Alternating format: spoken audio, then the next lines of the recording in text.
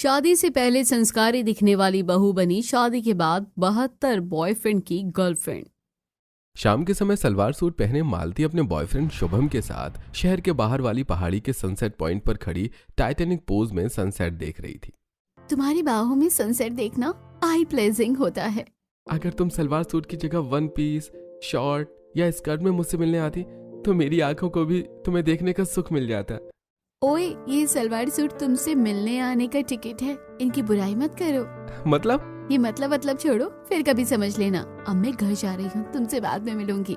बोलती हुई मालती पास ही खड़ी स्कूटी स्टार्ट करके घर की तरफ चल देती है और इधर अंधेरा हो जाने के बाद भी घर न लौटने पर हॉल में बैठे उसका इंतजार कर रहे उसके मम्मी पापा गंगा और प्रताप। मालती को कितनी बार समझाया है कि अंधेरा होने से पहले घर वापस लौट आया कर, लेकिन ये लड़की एक नहीं सुनती है। हमने कितनी मुश्किल से मोहल्ले में मालती की इमेज संस्कारी लड़की की बनाई है। प्रताप इससे आगे कुछ बोल पाता उससे पहले ही हॉर्न की आवाज सुनाई देती है। लगता है मालती आ गई। कुछ ही देर में मालती हॉल में पहुंच जाती है। मालती, तुम्हें कितनी बार समझाया है कि प्लीज डैड, मैं अभी बहुत थकी हुई हूँ, आपका लेक्चर बाद भी सुनूंगी। बोलती हुई मालती अपने रूम में चली जाती है और फिर अगली सुबह सलवार सूट पहने कमरे से बाहर निकलकर हॉल में आती है जहाँ प्रताप और गंगा उसी का इंतजार कर रहे थे। अच्छा हुआ तुम आ गई, हमें मार्केट जाना है तुम्हारे लिए नई सलवार सूट लेने। न चाहते हुए भी मालती उनके साथ मार्केट जाने को तैयार हो जाती है। वो तीनों जैसे ही घर से बाहर निकलते हैं वैसे ही अपने घर के बाहर अपनी बेटी नव्या के साथ खड़ी पार्वती। देख नव्या, तुझे मालती की तरह ही संस्कारी बनना है और उसी की तरह कपड़े भी पहनने हैं। ये तुम अपनी बेटी से क्या कह रही हो पार्वती? अपनी बेटी को मालती की तरह संस्कारी बना रही हूँ। मैं एक जरूरी बात बताना तो भूल ही गई। कैसी बात पार्वती? मेरे दूर के रिश्तेदार हैं लता और वीरेंद्र। वो बहुत ही पैसे वाले और सीधे साधे लोग हैं। वो अपने बेटे अभय के लिए काफी समय से संस्कारी लड़की ढूंढ रहे हैं, तो मैंने उन्हें मालती के बारे में बता दिया है। अरे ये तो तुमने बहुत अच्छा किया पार्वती, लेकिन उन्होंने क्या कहा? वो आज ही मालती को देखने आ रहे हैं। हड़बड़ाई गंगा मालती का हाथ पकड़कर उसे घर के अंदर ले जाती है और लड़के वालों की स्वागत की तैयारी करनी है तो मार्केट जाना कैंसिल। लेकिन मॉम, मुझसे भी तो पूछो मेरी मर्जी क्या है। अब तक तुमने अपनी मर्जी ही तो चलाई है। पहले लड़का तो देख लो, उसके बाद सोचेंगे तुम्हारी मर्जी के बारे में। जल्दी जल्दी गंगा और प्रताप हॉल में रखे टेबल और सोफे साफ करके टेबल में मिठाई और फ्रूट्स लगाकर रख देते हैं। स्वागत की तैयारी तो हो गई। मालती, अब तुम भी जल्दी से तैयार हो जाओ। मालती के वहां से हिलने से पहले ही पार्वती अपने साथ सिंपल साड़ी पहने लता और शर्ट पैंट पहने वीरेंद्र और अभय को लेकर वहां पहुंच जाती है। आप इतनी जल्दी? आइए बैठिए। प्रताप उन चारों को सोफे पर बिठाता है। देखिए भाई साहब, हम आपके यहाँ संस्कारी बहू मिलने की उम्मीद में आए हैं। भाई साहब, जितना मैं जानती हूँ आपको मालती से संस्कारी बहू कोई और नहीं मिलेगी। पार्वती के इतना बोलते ही मालती वीरेंद्र के और लता के पैर छू लेती है। अरे बस बस बेटी, ये सब करने की क्या जरूरत है? तुम तो सच में बहुत संस्कारी लग रही हो। पहली नजर में मैंने तुम्हें अपनी बहू मान लिया। बेटा, तुम्हारे मन में भी कोई सवाल हो तो पूछ लो मालती से। मैं क्या पूछूं पापा, आप ही पूछ लो। आपका बेटा तो बहुत सीधा है। हाँ भाई साहब, इतना सीधा कि लड़के से बात करने में भी शर्माता है। और हमारी बेटी भी किसी लड़के से बात नहीं करती है। हमें ऐसी ही संस्कारी बहू तो चाहिए थी। हमें मालती पसंद है। भाई साहब, हमें भी आपका बेटा अभय पसंद है। तभी मालती जोर से खांस देती है और प्रताप समझ जाता है कि मालती अभय से शादी नहीं करना चाहती। पसंद है या नहीं ये हम आपको अच्छे से सोच विचार करके बताएंगे। ठीक है भाई साहब, जो भी फैसला हो जल्दी बताना। मालती को देखकर उसे पसंद करके वो चारों वहां से चले जाते हैं। उनके जाने के बाद मैं ऐसे ममाज बॉय से शादी नहीं कर सकती, मेरी जिंदगी का सवाल है। अरे मालती, बात को समझो, लड़का बहुत सीधा है और ये लोग पैसे वाले भी हैं। पापा, मैं अभी शादी नहीं करना चाहती। मालती देखो, तुम जो कर रही हो, जब तक मोहल्ले वालों से छुपा है तब तक वो तुम्हें संस्कारी समझ रहे हैं, लेकिन किसी न किसी दिन तो तुम्हारी सच्चाई सबके सामने आएगी। फिर क्या होगा? कोई नहीं पूछेगा तुम्हें, और जब तक तुम जवान हो, खूबसूरत हो, तब तक तुम्हारे पीछे लड़कों की लाइन लगी रहेगी। लेकिन जब ये खूबसूरती ढल जाएगी तब ओके फाइन, मैं शादी के लिए तैयार हूँ। लड़का पैसे वाला भी है, शरीफ भी है। शादी के बाद मैं अपने 72 बॉयफ्रेंड्स के साथ रिलेशनशिप कंटिन्यू कर सकती हूँ। मेरी इमेज संस्कारी है, तो ना तो किसी को शक होगा और ना ही किसी को पता चलेगा। गंगा और प्रताप के समझाने पर मालती शादी के लिए तैयार हो जाती है। वो दोनों ये खुशखबरी लता और वीरेंद्र को देते हैं। जल्दी अभय की बारात उनके दरवाजे पर आती है और मालती अभय के साथ 7 फेरे लेकर विदा होकर उसके घर चली जाती है, जहां उसका स्वागत बहुत अच्छा से होता है। गृह प्रवेश के बाद अपने सास ससुर लता, वीरेंद्र, जेठ जिठानी चांदनी, आशीष, देवर शैलेंद्र, नंद, नीतू और पति अभय के साथ दुल्हन के जोड़े में घूंघट किए हॉल में खड़ी मालती सभी लोगों के पैर छूती है। मम्मी, छोटी भाभी तो सच में बहुत ही संस्कारी हैं। हाँ बेटा, इसलिए तो ये इस घर की बहू है। चलो अब तुम सब बहू को आराम करने दो, शाम को बहू की मुंह दिखाई भी तो है। मालती अभय के साथ उसके कमरे में चली जाती है और शाम तक मालती की मुंह दिखाई की रस्म में मोहल्ले की कुंती, सीमा और विमला पहुंच जाती हैं। कुछ ही देर में मैरून साड़ी पहने घूंघट किए मालती अपनी नंद नीतू, जेठानी चांदनी के साथ अपने कमरे से हॉल में आती है और सोफे पर बैठ जाती है। मालती के सोफे पर बैठते ही कुंती, सीमा, विमला उसे घेर लेती हैं। बहू, इतना शरीर ढकने की जरूरत नहीं है, हम सब औरतें ही हैं यहाँ पे। अपने ससुर वीरेंद्र और जेठ आशीष की तरफ इशारा करके। आंटी जी, औरतों के साथ साथ मर्द भी तो हैं, देखो। हाँ, बात तो सही है, हमने तो उन पर ध्यान ही नहीं दिया। मालती के साथ लता उनके पास आती है और बताओ, है ना मेरी बहू संस्कारी? संस्कारी और समझदार भी है। मुझे एक ही झलक में पता चल गया कि तुम्हारी बहू बहुत संस्कारी है और घर की इज्जत संभाल कर रखेगी। सैकड़ों लड़कियों में से चुनकर लाई हूँ, बहू संस्कारी तो होगी ही। कुछ देर तक नाच गाना करने के बाद, अरे तुम सब बहू को यहीं बैठाए रखोगे या उसे अभय के पास भी जाने दोगे? आप कैसी बातें कर रही हैं आंटी जी? मुझे तो बहुत शर्म आ रही है। इतना भी नहीं शर्माना चाहिए बहू। शर्माती हुई मालती उनके बीच से उठकर अपने रूम में जाती है, जहां कुर्ता पजामा पहने बेड में बैठा अभय उसी का इंतजार कर रहा था। मालती अभय के बगल से पलंग में बैठती है और मुझे बहुत शर्म आ रही है, लाइट बंद कर दो। मुझसे कैसी शर्म?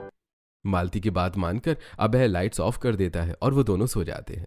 फिर अगली सुबह मालती साड़ी पहने और सुहागन का श्रृंगार किए किचन में पहुंच जाती है, जहां उसकी मदद के लिए पहले से ही उसकी जेठानी चांदनी और नंद नीतू मौजूद थी। आओ भाभी, आप ही का इंतजार हो रहा था। नीतू गैस ऑन करती है और चांदनी उस पर पतीला चढ़ाती है। मालती दूध, शक्कर, चावल और ड्राई फ्रूट डालती है। तभी छोटी भाभी, आपका कोई बॉयफ्रेंड था? ओए बॉयफ्रेंड, ये क्या कह रही हो ननद जी आप? आपको शर्म नहीं आती मुझसे ऐसी बातें करते हुए? अरे मैं तो आपसे मजाक कर रही हूँ भाभी। ननद जी, मैंने तो आज तक किसी लड़के से अकेले में बात भी नहीं की, बॉयफ्रेंड बनाना तो दूर की बात है। भाभी जी, मैं आपको एक राज की बात बताऊं, मेरा एक बॉयफ्रेंड है, मैं उसी से शादी करना चाहती हूँ। हो ननद जी, आप कितनी वो हो? देवरानी, मेरे तो 2 बॉयफ्रेंड थे।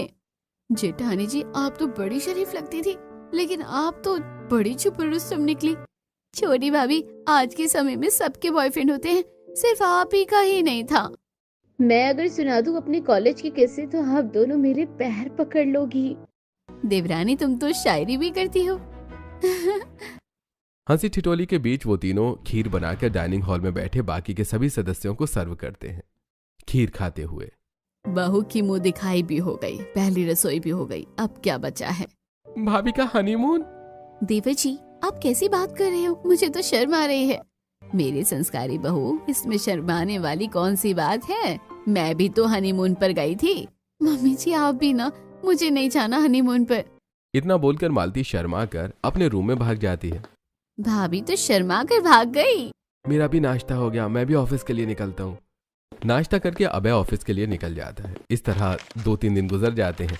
चौथे दिन मालती हॉल में अपने ससुर और जेठानी के साथ बैठी बातें कर रही थी। तभी डोरबेल बजती है और वीरेंद्र दरवाजा खोलता है और सामने प्लम्बर कमल को खड़ा देखकर, अरे प्लम्बर भाई, तुमको किसने बुलाया? घूंघट करके मालती वीरेंद्र के पास जाती है और पापा जी, मैंने बुलाया है, बाथरूम का नल खराब हो गया है तो रिपेयर करवाना है। अच्छा ठीक है, अंदर आओ। पापा जी, आप भी चलो ना साथ में, मुझे अकेले घबराहट होगी। बहू, घबराने की क्या जरूरत है भाई, तुम अपने घर में हो, भला ये प्लम्बर तुम्हारे साथ क्या ही कर लेगा। वीरेंद्र की बात मानकर मालती कमल को अपने साथ लेकर अपने रूम में चली जाती है और वीरेंद्र वापस सबके साथ बैठ जाता है। काफी देर तक जब वो दोनों वापस नहीं आते तो प्लम्बर को कितना टाइम लग रहा है नल ठीक करने में? लता इतना बोल ही रही थी कि वो दोनों वहां पहुंच जाते हैं। अरे भाई, इतना टाइम लगता है क्या एक नल की मरम्मत में? अरे वो काफी दिनों से मरम्मत ना होने की वजह से पाइपलाइन चौक हो गई थी, तो सुधारने में थोड़ा ज्यादा टाइम लग गया। इतना बोलकर कमल वहां से चला जाता है और बाकी के सभी लोग भी अपने अपने काम में लग जाते हैं। और जब रात में डाइनिंग हॉल में पूरा परिवार इकट्ठा डिनर कर रहा होता है कि तभी देवर जी, आपने अब तक हनीमून प्लान किया या नहीं? भाभी जी अपनी देवरानी से तो पूछो, वो हाँ कहे तब मैं कुछ प्लान करूं। मुझे हनीमून पर नहीं जाना, पूरा परिवार साथ मिलकर किसी मंदिर चलते हैं। घूमने फिरने की उम्र में तुम भी सत्संग की बातें कर रही हो।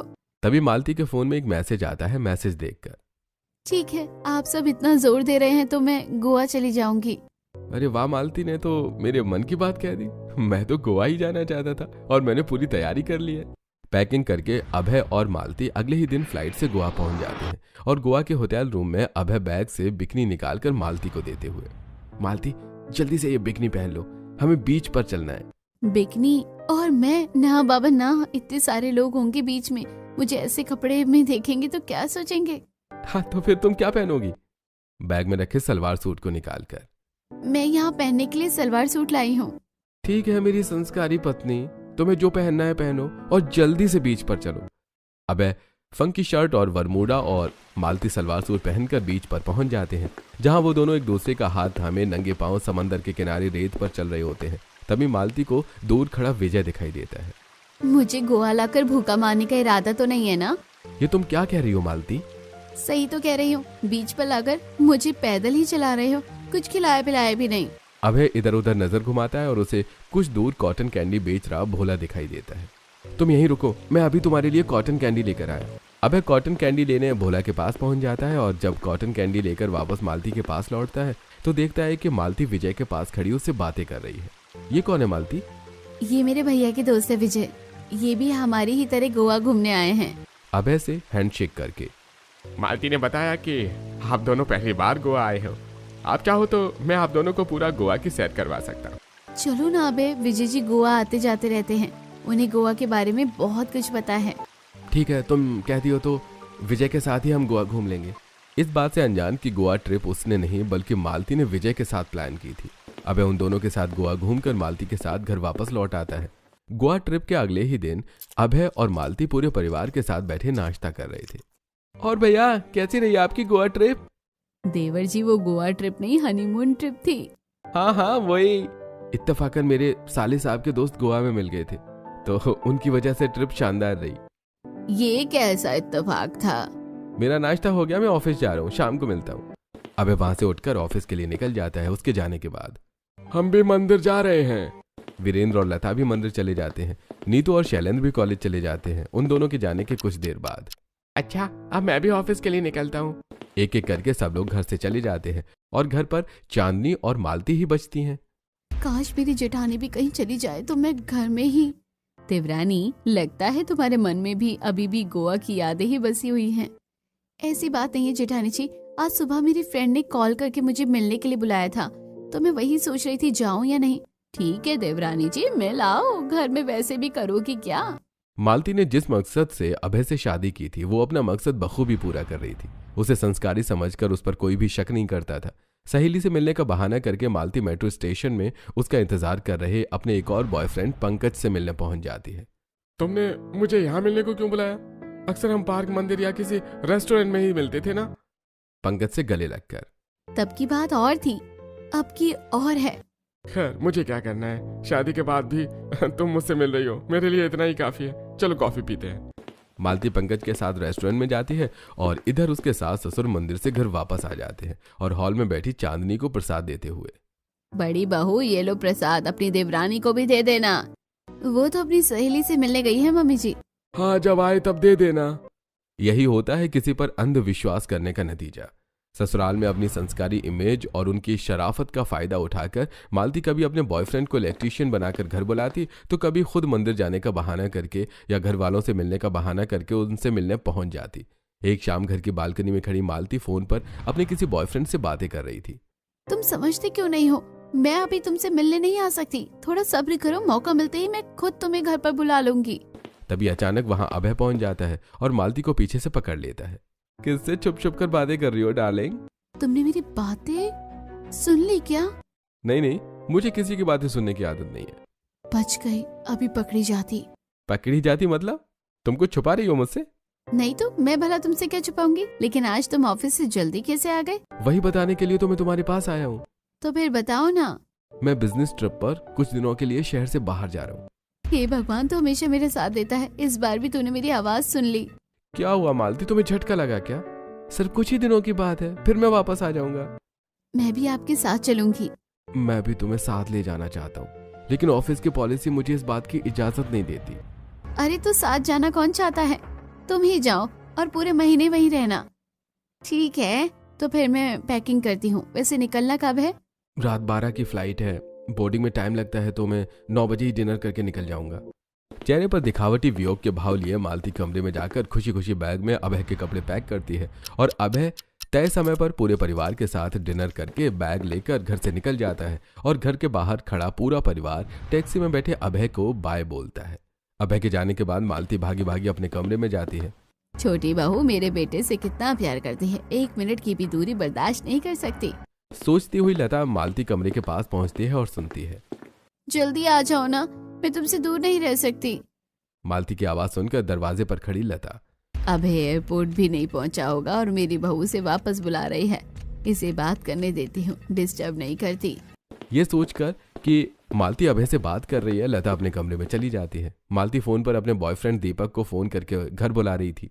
सबके सो जाने के बाद दीपक खिड़की से मालती के कमरे में घुस ही रहा होता है कि तभी किसी वजह से जाग रही अपने घर की बालकनी में खड़ी उनकी पड़ोसन कुंती उसे देख लेती है और घबराई हुई मालती के घर पहुंचकर दरवाजा पीटती हुई। अरे जागो, तुम सोए हो और तुम्हारी बहू के कमरे में चोर घुस आया है। कुंती की आवाज सुनकर मालती के अलावा सब लोग हॉल में इकट्ठा हो जाते हैं।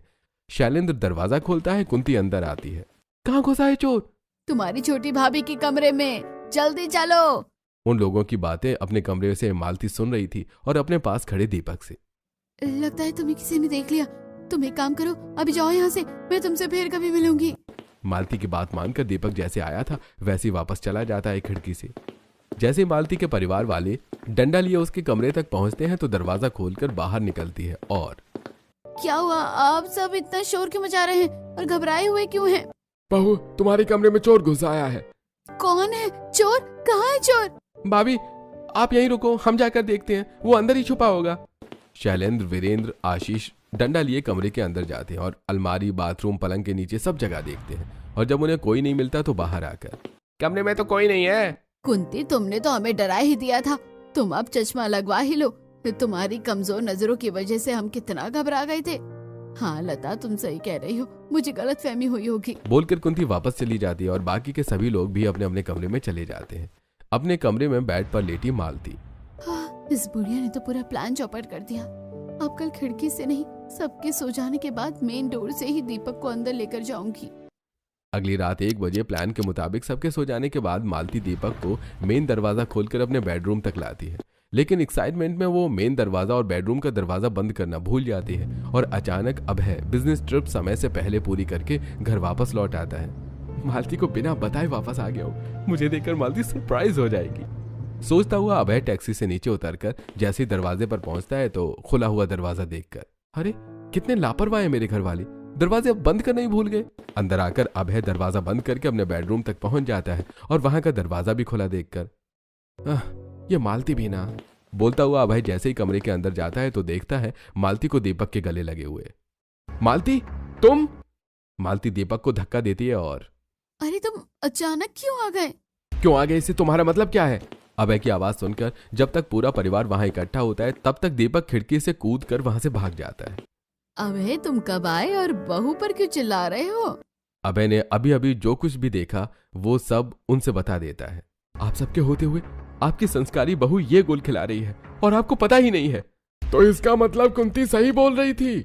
हाँ सही कह रही थी। मैं सोची कि इस सीधे सीधे परिवार के साथ सीधे सीधे लड़के से शादी करके अपने 72 बॉयफ्रेंड से रिलेशनशिप मेंटेन कर लूंगी, लेकिन आप सब तो होशियार निकले और मेरी चोरी जल्दी ही पकड़ ली। 72 बॉयफ्रेंड? ये तुम क्या कह रही हो मालती बहू? इसमें इतना चौंकने वाली कौन सी बात है? मम्मी जी सबके होते हैं, मेरे भी हैं। नीतू और चांदनी की तरफ देखकर, ये बात अलग है कि किसी के 1 और किसी के 2 होते हैं। बहू, हम तुम्हें कितनी संस्कारी समझते थे, ससुर जी, वो सब एक दिखावा था। अच्छा हुआ आज मैं पकड़ी गई। अब मुझे संस्कारी बनने का नाटक नहीं करना पड़ेगा। मालती, मुझे पता है आगे तुम क्या बोलोगे। तुम्हें मुझसे तलाक चाहिए ना? मैं सुबह अपने घर चली जाऊंगी। तलाक के कागजात भिजवा देना, साइन करके भिजवा दूंगी। चलो अब आप सब कमरे से बाहर निकलो, मुझे सोना है। मालती सबको कमरे से बाहर निकालकर सो जाती है और सुबह होते ही अपना बैग पैक करके अपने घर पहुंच जाती है और हॉल में बैठे अपनी मम्मी पापा से पूरी बात बताकर। मॉम डैड, आपके कहने पर मैंने संस्कारी बनने का नाटक किया और सामाजिक बंधन में बंधी। अब मैं वो बंधन तोड़ कर आ गई हूँ। ये कैसी बातें कर रही हो मालती? मॉम, मैं बाद में आकर आपका लेक्चर सुनूंगी। अभी अपने बॉयफ्रेंड से मिलने जा रही हूँ। इतना बोलकर मालती अपने बॉयफ्रेंड ललित से मिलने रेस्टोरेंट में जाती है, जहाँ वो अपनी गर्लफ्रेंड पायल के साथ बैठा हुआ था। मालती को देखकर ललित, मिलो मेरी नई गर्लफ्रेंड पायल से। तुम मेरे साथ ऐसा कैसे कर सकते हो ललित? अरे कैसे नहीं कर सकता? मुझे पता चला है कि तुम्हारे 72 बॉयफ्रेंड हैं, तो क्या मैं दूसरी गर्लफ्रेंड भी नहीं बना सकता?